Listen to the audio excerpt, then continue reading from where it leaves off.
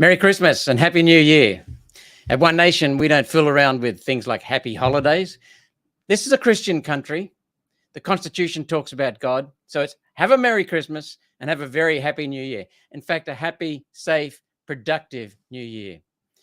And thank you all for your support during the year. Now, we're on Rumble, Facebook, and Twitter. So we could end up with a few trolls on here, but all the merrier. Let's see, I'm just going to give a recap of what we've done during the year, or what have been the highlights during the year. I'm going to talk about a low light as well. And that will mean we'll be working on that heavily in the future, because I've been really disappointed with what's happened in Parliament in the recent weeks. But let's talk about some of the other things. We've exposed the push for wind and solar. That's destroying our energy grid and increasing power prices needlessly, unnecessarily. And they're starting to have a savage impact on people around our country and in Europe and in North America. So this is something that's being pushed globally by the United Nations and the World Economic Forum. And it's something we oppose. We had a little victory there. We actually got mentioned, One Nation, by ourselves for being opponents of the World Economic Forum on the World Economic Forum's homepage. Now, normally what they do is they suppress news of anyone who's an opponent, and they gave up trying to suppress us when they realized they couldn't shut us down. So we've been pretty vocal against the World Economic Forum, and rightly so. And so we actually got labeled as, what was it now? Far-right extremists or something like that. You know, the usual rubbish. But it also raises the energy issue, raises the fact that Labor Party has been lying. They've been blaming the increase in energy on Ukraine. Well, listen to this. Coal prices have increased dramatically internationally. Our export prices for thermal coal, which is for generating electricity, have increased dramatically. And that's good news for Australia. But our domestic prices for coal that feeds into power stations here in Australia is already capped by long-term contracts.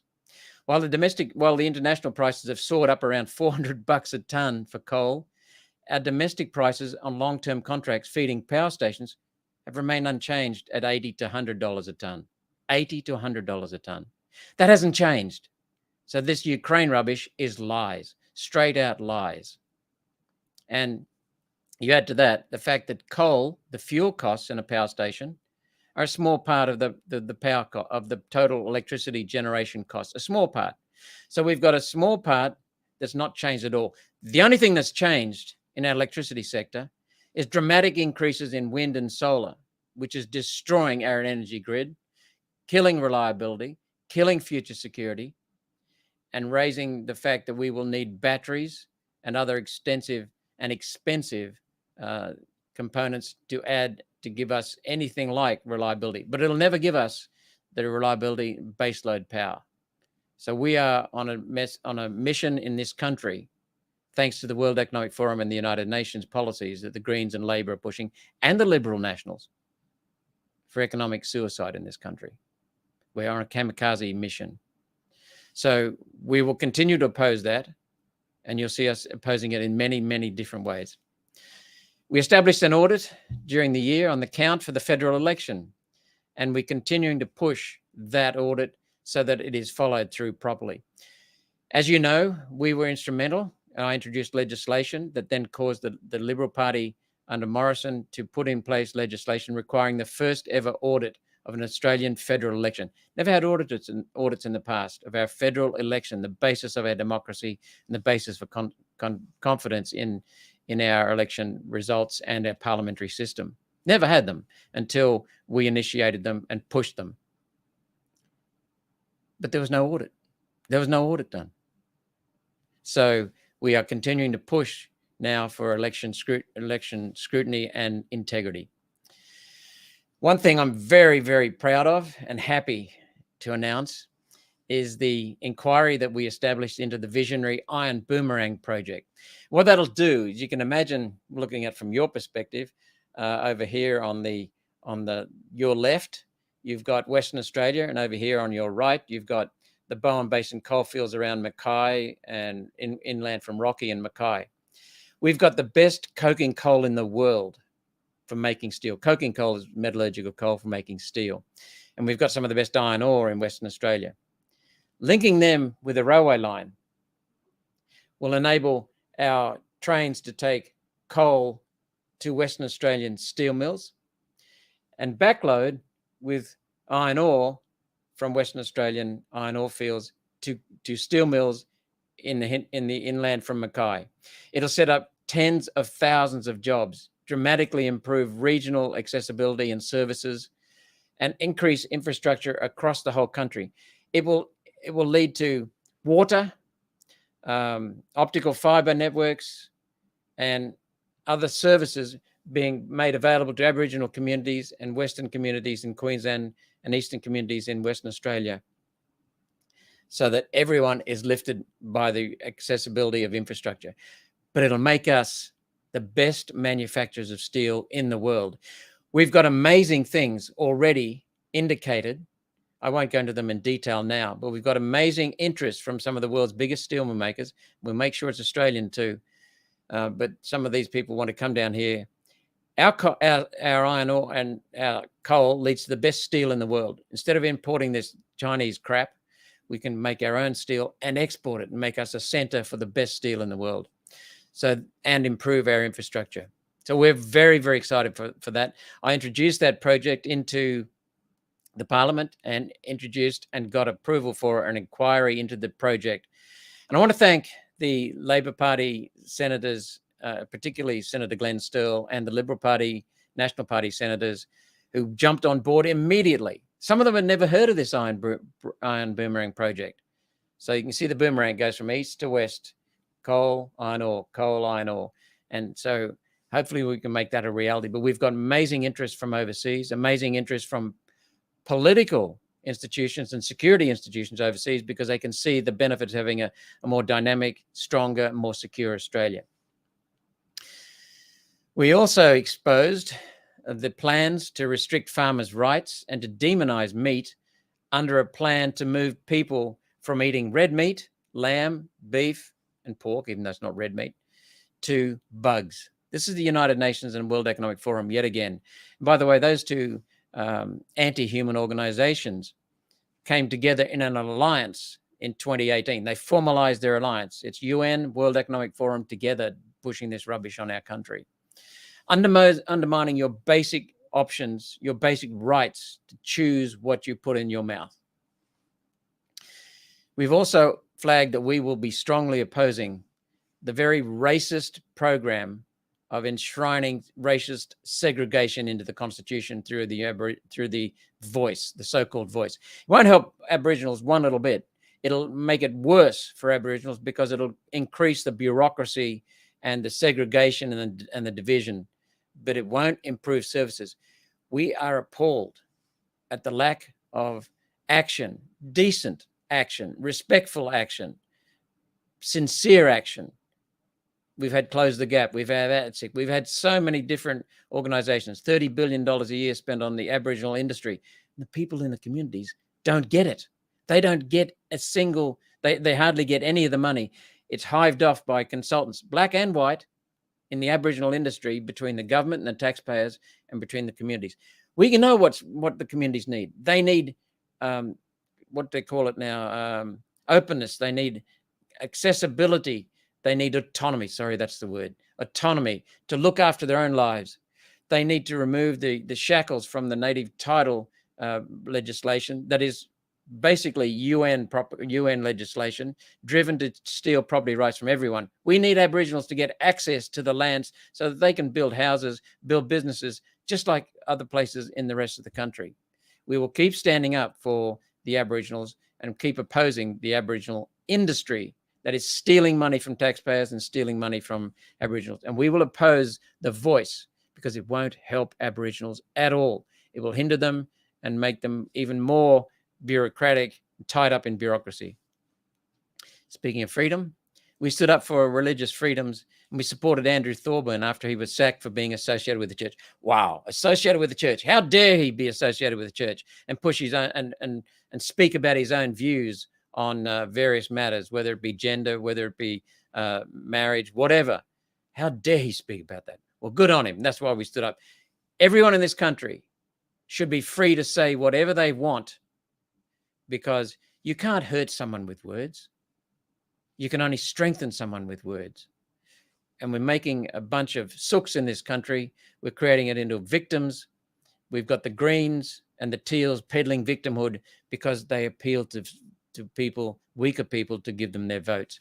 We've got to stop the victim mentality, and that's what we want people to do, to stand up and be themselves. Speaking of freedoms, COVID Royal Commission. We continue to push for a COVID Royal Commission.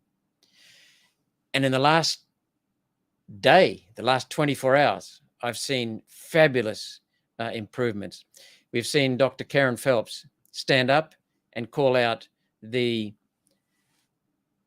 severe and dangerous vaccine injuries, injection injuries to her partner and to herself. Now, Dr. Phelps was a former president of the Australian Medical Association. She's a respected person, and she comes from the control side of politics, the left-wing side of politics. That means that no one's going to label her as an anti-vaxxer or a conspiracy theorist or anything else they use to try and shut us down. She's come out and she's told the truth. And I sent her an email immediately congratulating her and appreciating her strength, her courage, and her integrity for at last coming out and telling it as it is. And she said, TGA has not looked into, Therapeutic Goods Administration has not looked into complaints that they've had notifications about injuries from vaccines. We've had doctors being threatened by AHPRA and nurses being threatened. She said all of this. And we've been saying it for 2 years now, 2.5 years. So it's wonderful to have her voice jump on board. No one's called her an anti-vaxxer. No one's called her a conspiracy theorist. No one's called her a far-right extremist. She's just simply told the truth that we've been saying, and it's wonderful to have her join us for that. The other thing is I've just received a copy of a paper. I'm pretty hectic, so I don't get to read straight away. But yesterday I set everything aside and read that paper. And we'll be posting it on our website. We'll be sharing it widely, and we'll be using it in the future. It introduces some startling new facts, backs us up, but from a surprising area. And I'll tell you more about that later. But it is a wonderful document written by someone with experience, seven co-authors. That's not seven co-authors. And hang on, someone told me to look at the comment section. Okay, I'll try and whisk through my points so that we can do some interacting with the comments. Anyway, we've got 7 co-authors who have come together and done an amazing job with their paper. Really introduced some new material that we suspected. They've confirmed it's true. They've used peer-reviewed scientific references, 4 pages of references. They've used government data, American government data. They've used Australian Bureau of Statistics data. It's really legitimate, very good stuff. We'll be sharing that publicly, and then we'll be using it with the Parliament. We fought for the basics in schools. We're opposing political ideologies that are dominating school curriculums. Again, World Economic Forum, United Nations policies that are being taught to shut down history, shut down the Constitution, shut down knowledge of Parliament and political processes and voting in this country. So we have dumb people who are just sheep. And that's what we want to get people back involved in what is really going on in the basics of education and improve our society. We tackled the gender identity issue and the gender mutilation issue, the mutilating of our children. We've been pretty level-headed about that, but very, very strong in opposing the mutilation of our children, both their minds, their hearts, and their bodies, physical parts of their bodies. We've forced the Hell's Gate Dam business case to be published and showing that it is viable. Not only viable, it should be built immediately. They've been suppressing this for some time now. But the biggest issue of all in our country is shoddy governance. They don't make decisions based on data.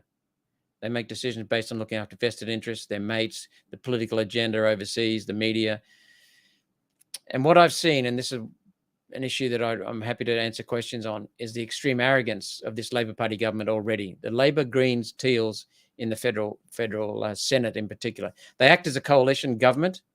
The Greens have combined with Labor and the Teal Senator David Pocock to socialise our gas industry, which I'm a very positive person, a very optimistic person. I was shattered on Thursday last week because of this bill. It is going to destroy our gas sector. It will mean a dramatic curtailing of investment for future gas reserves and future gas. It will lead to an increase in prices. What's going on is that the Greens and the Teals and the Labor Party want to smash coal, smash gas, and the only thing left is solar and wind, heavily subsidized. You will pay the price. I will pay the price for that.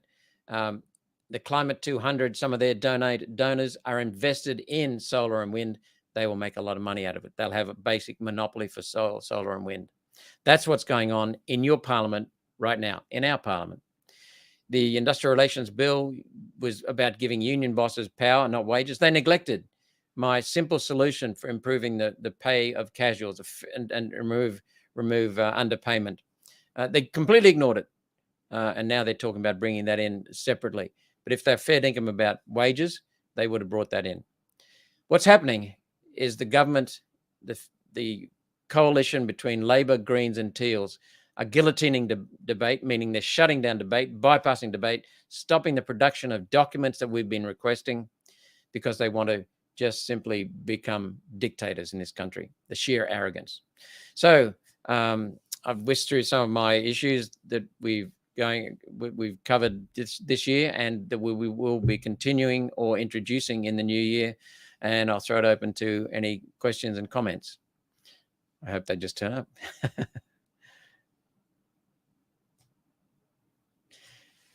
Philippa, her question is, the callousness of those who pushed vaccines and lockdowns then were damaged towards those who were first damaged is unforgivable. No amnesty. I can understand that, Philippa. We won't be having amnesty. We'll be looking for justice. We are looking for justice and a prevention of this ever happening again. We've had dramatic trampling of human rights in this country. We've had complete deceit. We've had abrogation of basic entitlements. What do they call it when you're given permission to have any medical procedure, any pharmaceutical intervention? So that's what we'll be restoring. We'll be making sure doctors have the rights to practice and give their advice as they see fit. So these are the things we'll be restoring. The cost of buying, Marlene asked about the cost of buying solar batteries for your home is astronomical. Marlene, this is not meant for you, but I told you so. That's what we've been saying for years now. You cannot get the exotic materials that are needed for batteries other than through very expensive processes. Millions of tons of dirt have to be moved to make small quantities of batteries. It'll raise the cost of batteries for telephones and for other appliances, as well as cars. This is insane, Marlene. It is completely insane. Replacement for car batteries. You can buy a car for solar car now for $60,000. By the way, the equivalent petrol car would cost about $25,000. $60,000, and then in 10 years' time or 8 years' time, it'll cost you $30,000 to replace the battery. What kind of resale value is going to be on that? This is insane. And we're subsidizing these cars because what you'll find, Marlene, and everyone listening, is that the agenda here is not for different energy, it's for reduced energy. So they control what you can do, when you can do it, how you can do it. Access to electricity is being basic. They also want, their agenda is not for cars, different cars, electric cars. Their agenda is for no cars, because electric vehicles are so expensive. They will never be anything but expensive because of their sheer fundamental physics that's involved, materials that are involved in cars, in electric vehicles. R4M845, male, female, I don't know. Maybe that's your new identity. We need to abolish any politician who has ties with the World Economic Forum and the UN. I agree. And conflict of interest and national security. Actually, we shouldn't abolish them. We should just expose them and let the people abolish them at the ballot box. That's the best way to handle it. Maintain our democracy, reinforce our democracy. Senator Alex Antic, who I've got some regard for, tried to move a motion in the Senate a few months ago. It's a simple motion declaring people's interests in overseas sourced entities. Just as there are needs for disclosures of financial interest. We need disclosures of overseas interests. We know there are politicians. We know there are 2 senators and a member of the House of Representatives, and I think one of them's in the cabinet, who are graduates of the World Economic Forum's Global Young Leaders Program. And Alex Antic introduced this motion for politicians to declare their interests and their associations with overseas entities, fundamental for security. The Parliament voted against it. We voted in support of what Alex was doing, but the Parliament as a whole, the Senate as a whole voted against it. Conflict of interest, you're right, and national security, both heavily involved here. The United Nations and the World Economic Forum have taken over our sovereignty in many, many aspects: industry, energy, electricity, water. I could talk forever on this. So, but I know you don't want to hear me forever on it. So we do need, I agree, to label and declare any politician needs to declare his or her interests and connections with foreign entities.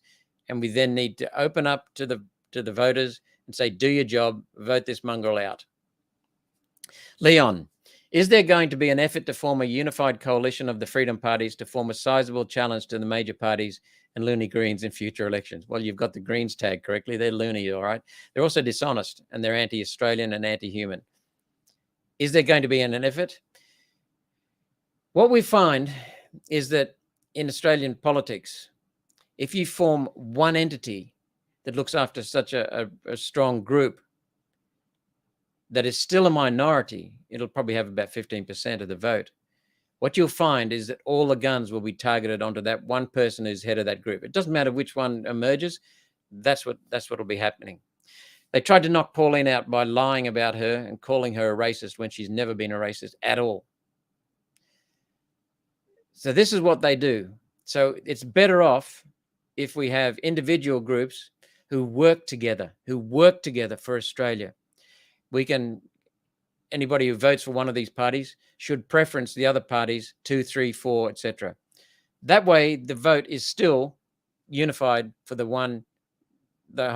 whole party. In fact, you've got a better chance of getting someone up. It might be One Nation in one area, it might be UAP in another area. So Liberal Democrats in another. One thing's very clear: the One Nation is well above the others in terms of electoral appeal and electoral survivability. We saw in the Victorian election recently, a One Nation upper house member being elected, Ricky Lee Tyrrell. Thank you so much. Thank you so much. And yeah, Jan, you just read my mind. Thank goodness we have an upper house MP from One Nation in Victoria.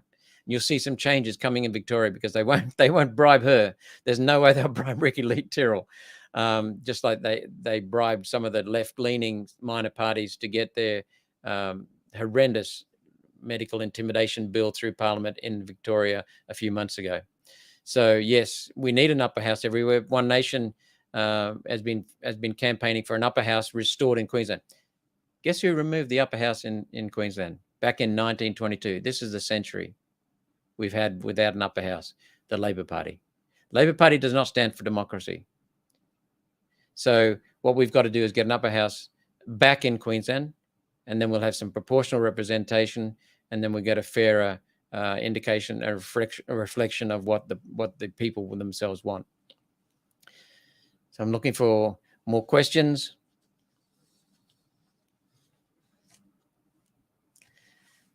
Thelema. Melbourneites are seething over a One Nation member in Victoria. And you say that's great to see. It is. It's great to see both the One Nation member in Victoria, and it's great to see people seething over it because it shows they're unrealistic. I don't like seeing people seethe too much or in anger, but it really is important that we expose these people and let them realize that One Nation is on the up. We've now got members of Parliament in New South Wales, Queensland, South Australia, Victoria, and federally. So in five parliaments, we've got One Nation. We've got One Nation representatives. Glaws Anderson says, "Smart cities is a nicer word than concentration camps." I'll say that again without laughing. Smart cities is a nicer word than concentration camps. You've got it. You've got it in one. That's what smart cities is about. It's about locking you down. Not only have they got smart cities that control the power usage, control your water usage, control how you live, where you live, when you'll do things. I mean, this is what the UN has pushed. And they've been pushing it since 1992 in Santa Cruz, California. 1992 was the Rio Declaration. That's where they introduced Agenda 2021. I'll show you, for those who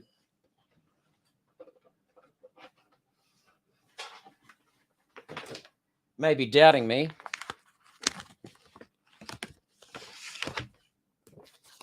This is a booklet from the Earth Summit, Agenda 21. The booklet is real. It exists. The Earth Summit was the Rio de Janeiro meeting in 1992. And Mitterrand from France, George Bush Sr. from the United States, other national leaders said there will be a new world order.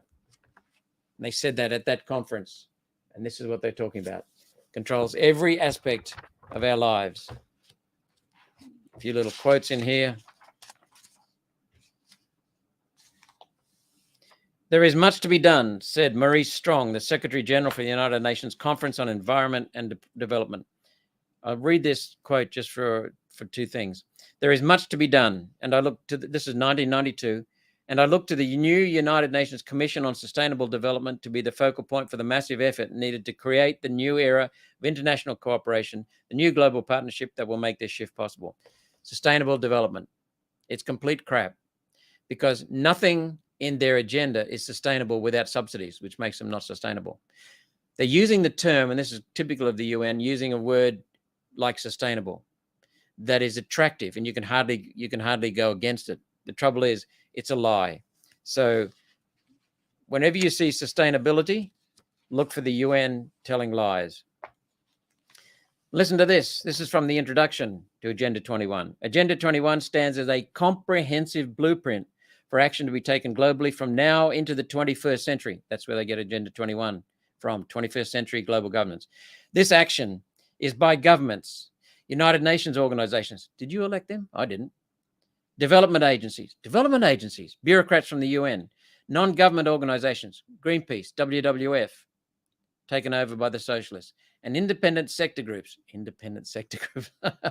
That means more non-government organizations in every area in which human activity impacts on the environment. Listen to that again. This is their own words. In every area in which human activity impacts on the environment. That's everything. That's the air, that's the water, that's the soil, everything. What we use, how we get it. The agenda, that's this booklet, should be studied in conjunction with both the Rio Declaration, I just mentioned that, where they declared their want for a 21st century global governance, which provides a context for its specific proposals. They didn't give the specifics so much back then, but they're rolling them out. And the Statement of Forest Principles. It is hoped that the Forest Principles will form the basis for a future international level agreement. This is complete rubbish, and its aim is to control people. That's all it is, control. Yes, Jan, I agree with you. We need to exit the UN somehow. In my first speech in the Parliament back in 2016, I called for an Oz exit the UN. That's what I want, and I still want that. We did not elect the UN, yet they're littered, and the World Economic Forum policies are littered right through our legislation in this country. They cannot impose anything. Let's make this very clear. The United Nations and World Economic Forum are insidious, inhuman entities, pushing inhuman, anti-human bills and policies. But they do not directly affect us. What happens is their policies are adopted by dopes in Parliament. That's what affects us. It is our politicians. So everything keeps coming back to Canberra. We need to shrink Canberra, send the decisions back to the states. That's why the states were created in the first place, because when you have a federation of sovereign independent states, it is harder for an external entity to take them over. This came from the Americans when they had set up their constitution, Federation of Independent Sovereign States. That's what we need to get back to in our constitution properly. Our constitution is not bypassed. It's being is not, is still intact, but it's being bypassed. We need to get back to competitive federalism and real responsibility. Debbie Hayes says, how do we stop digital identity?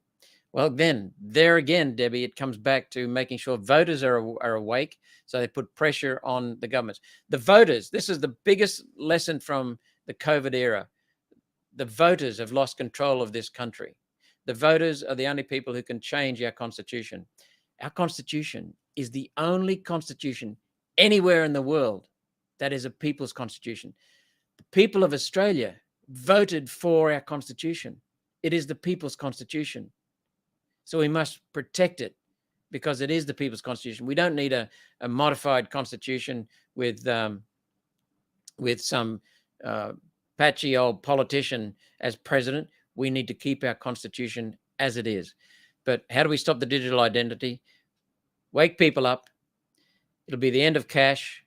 It'll be the loss of your data, loss of your privacy. It'll be the controlled digital currency, where that can lead automatically to what do they call that? Social credit systems, and they're already talking about social credit systems with regard to climate, where if you have a four-wheel drive car or an SUV, you will have lower entitlements to various things. You'll have, if you don't spend your money on what the bureaucrats say is correct and necessary and nice, you won't get as much cash through this digital currency. How do we stop it? We make people awake to the basics that are being threatened, and then we ask them to vote accordingly at the ballot box. So look, there are many, many issues. I want to thank you very much for your attention. Thank you for your questions. It's been a privilege to serve you, and I will continue to serve you. I'll continue to start my speeches of more than 3 minutes in length with the words, as a servant to the people of Queensland and Australia, because that is my job. You pay my wages. I serve you. We need to get more people in Parliament who serve the people and do their job as representatives of the people, servants of the people. Thank you very, very much for your attention. Thank you very much for your support during the year.